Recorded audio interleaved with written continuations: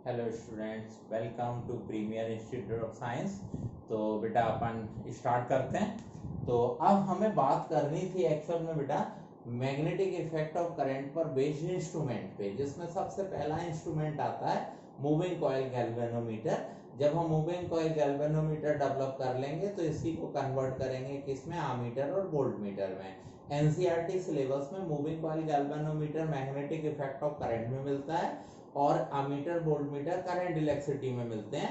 क्योंकि ये इसी से डेवलप होते हैं तो हम लोग यहीं पढ़ाते हैं इसको, ठीक है, करंट इलेक्ट्रिसिटी में नहीं पढ़ाते हैं। तो मूविंग कॉइल गैल्वेनोमीटर, ठीक है, देखिए मूविंग कॉइल गैल्वेनोमीटर में क्या क्या होगा।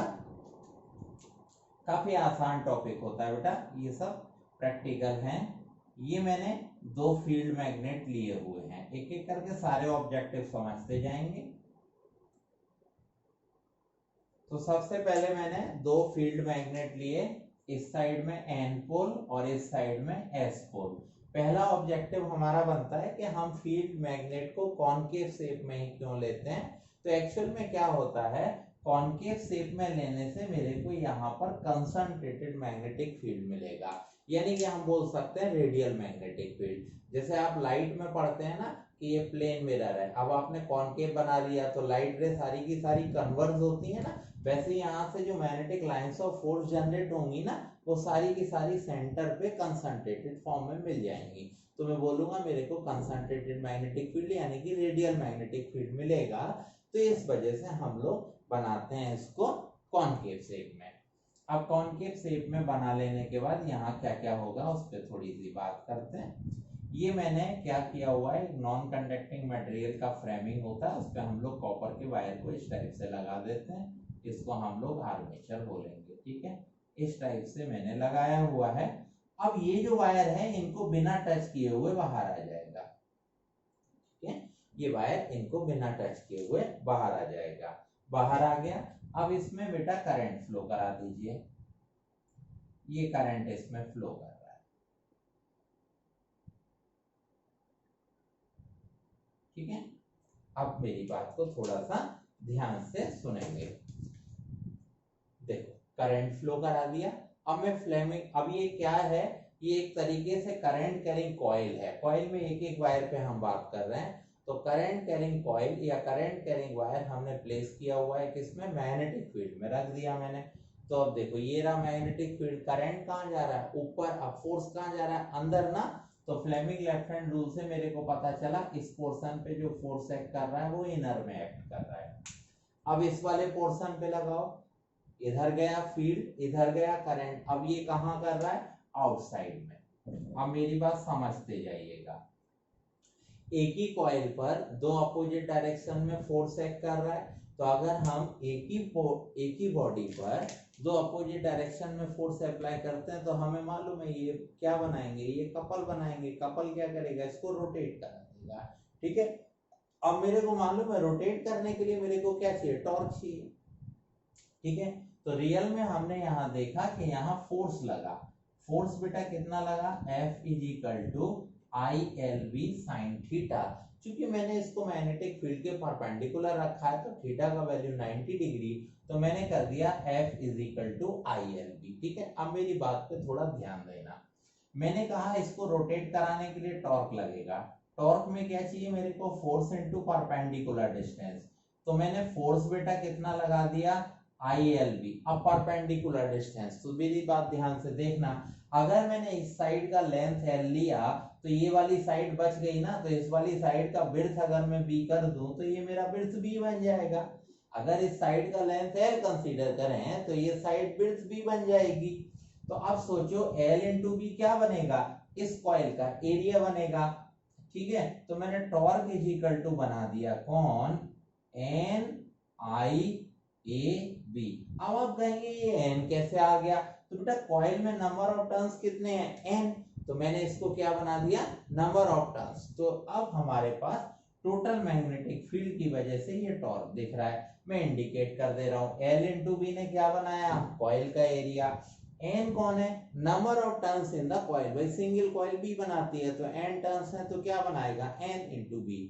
तो जब हम करंट फ्लो कराते हैं तो ये टॉर्क डेवलप होता है। अब क्या होगा, ये टॉर्क इसको रोटेट कराने की कोशिश करेगा, लेकिन कॉइल जिस मटेरियल की बनी हुई है उस कॉइल के मटेरियल की इलास्टिसिटी वाला टॉर्क इस रोटेशन का क्या करेगा, अपोजिशन करेगा। तो इलास्टिसिटी वाला टॉर्क जो होता है, टॉर्क इज इक्वल टू होता है बेटा C theta, torque is equal to C theta. ठीक है, मान लो इसको इक्वेशन नंबर 1 किया मैंने और इस इक्वेशन नंबर 2 सेकंड कर देता हूं मैं।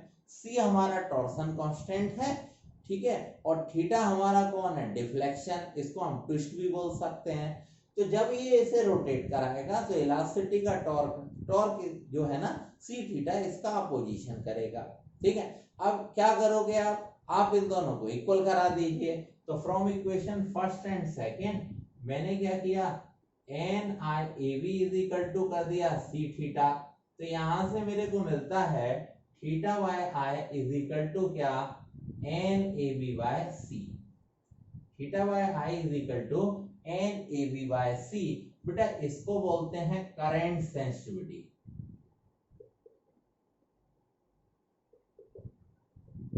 इसको बोलेंगे करंट सेंसिटिविटी। ठीक है, तो करंट सेंसिटिविटी डेवलप हो गई, theta by I is equal to N A B by C. अब आपसे पूछा जाए तो आप बता सकते हैं, बोला जाता है भाई करंट सेंसिटिविटी इंक्रीज करना है, क्या करना पड़ेगा।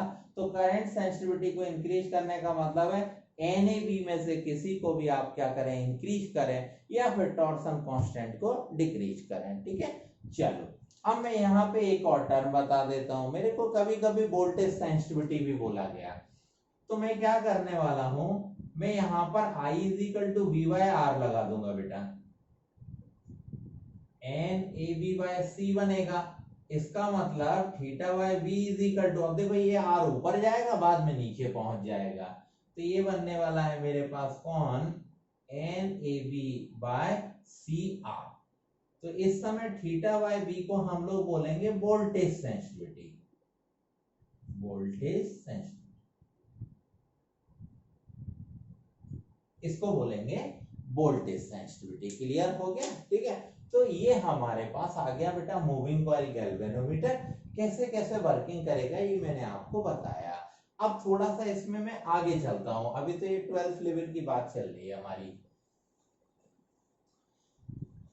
अब देखते जाइए आप, देखो बेटा मैं इस फॉर्मूले को यूज कर रहा हूं, ठीक है, इस फॉर्मूले पे मेरी बात हो रही है।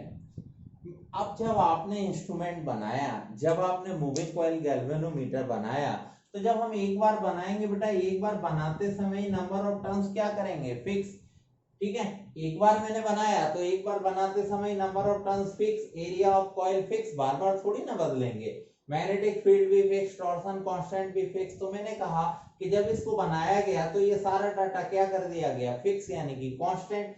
तो अगर इसको कांस्टेंट करेंगे तो बेटा बचा क्या मेरे पास, तो मेरे पास बचता है थीटा प्रोपोर्शनल आई, मेरे पास बचता है क्या, थीटा प्रोपोर्शनल आई। ठीक है, अब देखो थीटा क्या था मेरा, डिफ्लेक्शन था, है ना भाई, ट्विस्ट, ट्विस्ट ही क्या बनेगा, डिफ्लेक्शन। आई क्या है, करंट। अब आप जब करंट फ्लो कराएंगे तो फिर क्या आएगा, डिफ्लेक्शन, तब क्या आएगा, डिफ्लेक्शन। तो आप गैल्वेनोमीटर में यही तो पढ़ते हैं, आपको बोला गया है गैल्वेनोमीटर है क्या, it is a device which is used to detect the presence of current in the electric circuit. ये करंट मेजर थोड़ी ना करता है, ये तो बस बताता है कि सर्किट में करंट है या नहीं, अगर होगी तो डिफ्लेक्शन देगा, नहीं होगी तो डिफ्लेक्शन नहीं देगा। क्लियर हो गया। तो ये ऐसे वर्क करता है। तो पूछा जाए अगर मूविंग कॉइल गैल्वेनोमीटर का वर्किंग प्रिंसिपल क्या है, तो हम लोग बोल सकते हैं थीटा प्रोपोर्शनल आई। बेटा लो करंट तो लो डिफ्लेक्शन, और हाई करंट तो क्या होगा, हाई डिफ्लेक्शन। ठीक है, अब याद रखना जितने भी instrument magnetic effect of current पर बेस्ड होते हैं उन सभी में यही रिलेशन चलता है, थीटा प्रोपोर्शनल आई। तो ऐसे करके पहले तो मैंने moving coil galvanometer convert complete कर लिया। अब बेटा हम इनको कन्वर्ट करेंगे। जब मैं मूविंग कॉइल गैल्वेनोमीटर को कन्वर्ट करूं तो मैं बेटा दो चीजें बना सकता हूं, एक एमीटर और एक बनता है मेरा वोल्टमीटर।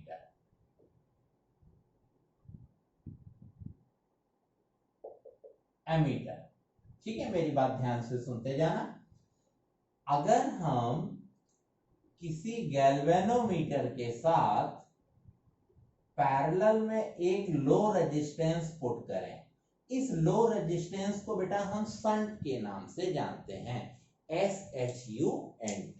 ठीक है, मैं अपनी बात फिर से रिपीट कर रहा हूं। अगर हम किसी गैल्वेनोमीटर के साथ पैरेलल में एक लो रेजिस्टेंस पुट करते हैं, उस लो रेजिस्टेंस को हम लोग शंट बोलते हैं, SHUNT।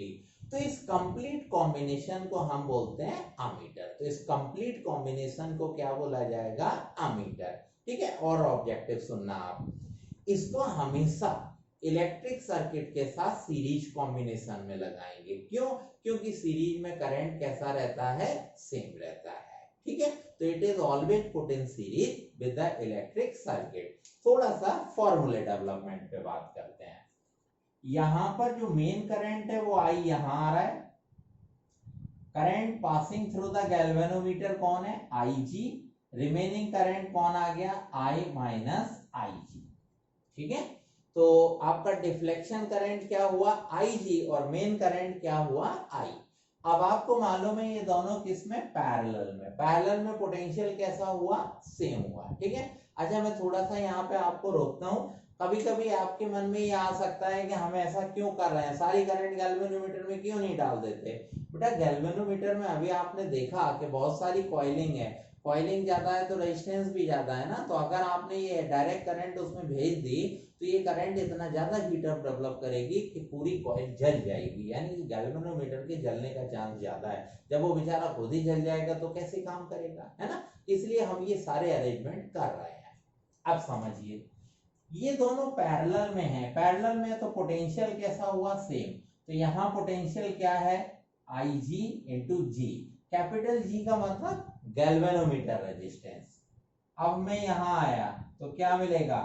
I minus IG into क्या हुआ? S। IG into G is equal to I into S minus IG into S। अब मैं इसको इधर लाऊंगा बेटा, मैंने IG कॉमन लिया तो मेरे को क्या मिलेगा? G प्लस S, और यहां कौन आ रहा है? I इंटू S, तो मेरे को मिलता है IG equal to I S by G plus S। मेरे पास फॉर्मूला आ गया है ना। अब ध्यान देना जरा मेरी बात पे। IG current passing through the galvanometer, इसको आप डिफ्लेक्शन करंट भी बोल सकते हैं। I main current, S shunt resistance, G galvanometer resistance. ठीक है, आप बस पुट करते रहिए, आपके न्यूमेरिकल बनते रहेंगे। ठीक है, अब यहाँ पे बेटा मैं आपको थोड़ा सा एक्स्ट्रा बताऊंगा। हमारी एनसीईआरटी वाली बुक यहीं पे रुक जाती है, लेकिन हमारा कॉम्पिटिटिव एग्जाम कहता है कि भाई अभी रीडिंग कहाँ आई है। क्यों? क्योंकि आप किसको मेजर कर रहे हो? IG को। मेरे को क्या चाहिए? I चाहिए। तो रीडिंग अभी आई कहाँ है? रियल में अभी तो कौन आया है? केवल डिफ्लेक्शन आया है, अभी रीडिंग नहीं आई है। तो आपने देखा है कि जब हम लोगों को रीडिंग लेनी होती है ना बेटा, तो हम लोग क्या करते हैं? ऐसे एक स्केल बनाते हैं।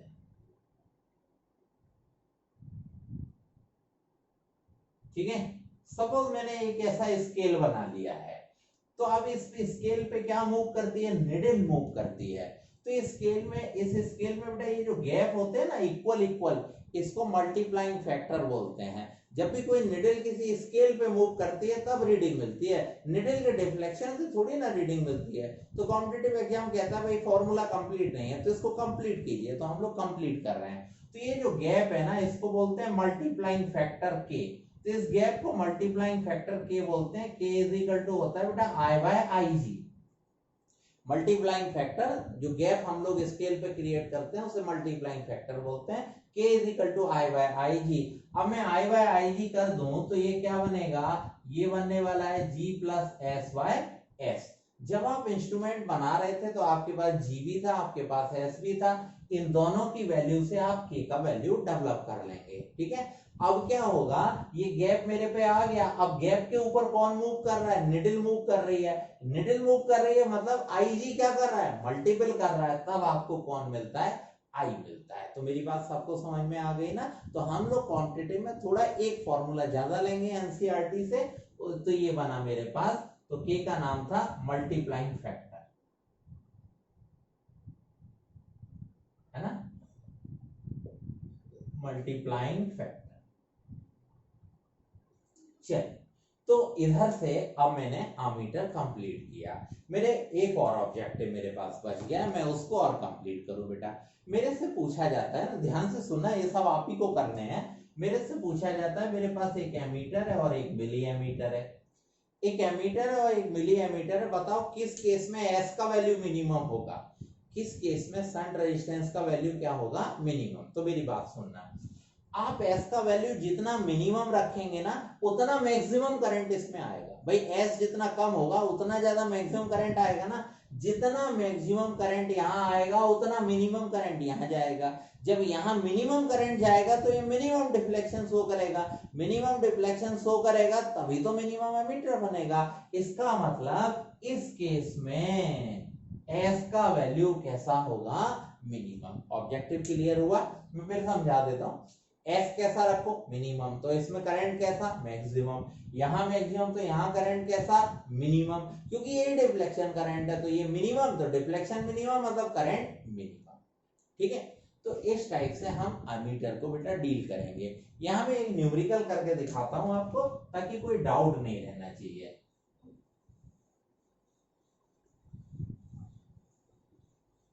मैंने थोड़ी देर के लिए मान लिया कि मेरे से बोला जा रहा है ना, मेरे से इन्होंने बोला इफ 5% ऑफ मेन करंट, ध्यान से सुनना न्यूमेरिकल को, if 5% of main current passing through the galvanometer then find all possible value. Main current का कितना पास हो रहा है, 5%। कहां से, गैल्वेनोमीटर से, तो सारी वैल्यू फाइंड करनी है। तो गैल्वेनोमीटर से 5% मतलब Ig इज इक्वल टू क्या बोला जा रहा है, 5% ऑफ I। तो मैंने 5% को 5/100 ऑफ I कर दिया बेटा, तो ये मेरे को मिला I/20। ये मेरे को मिला क्या, I/20। अब देखो मैं एक एक करके वैल्यू निकाल रहा हूं। Ig is equal to I S/G plus S। अब ये कौन है, I/20 is equal to I S/G plus S। I उड़ा दिया, 20S is equal to G plus S। तो बेटा 19S इज इक्वल टू क्या बनेगा, G, S is equal to G/19। मेरे पास एक वैल्यू आ गई। ठीक है, तो सबसे पहले फर्स्ट स्टेप में मैंने S का वैल्यू फाइंड कर लिया बेटा, कि मेरे को इतना शंट का वैल्यू चाहिए। चलो S का वैल्यू आ गया, अब मैं दूसरी वैल्यू की तरफ जा रहा हूं। ठीक है, मेरे दिमाग में आया मल्टीप्लाइंग फैक्टर, तो K is equal to I/, क्या है, Ig I। अब ये Ig I/20 cancel, multiplying factor मेरा क्या बन गया, 20, यानी कि गैप जो है वो 20-20 का होगा। ठीक है, अब मेरे को चाहिए, मान लीजिए गैल्वेनोमीटर रेजिस्टेंस, तो galvanometer resistance 1/R is equal to क्या था, 1/G प्लस 1/S। क्यों, क्योंकि आपने G और S को कैसा लगाया था, पैरेलल में लगाया था। तो अब ये बना 1/R is equal to 1/G plus 1/S। अब S का वैल्यू उठा लो। ठीक है, S का वैल्यू क्या है, G/19, तो 19 ऊपर पहुंचाओ, 1/R is equal to 20/G, that is R is equal to क्या बनेगा, G/20। ऐसे करके मैंने ऑल पॉसिबल वैल्यू बेटा निकाल दी। ठीक है, चलो तो अब सबको क्लियर हो गया। मेरे को इस टाइप से न्यूमेरिकल करने होंगे। अब हम लोग क्या करेंगे, इसके बाद आपको याद है मैंने आपसे बोला था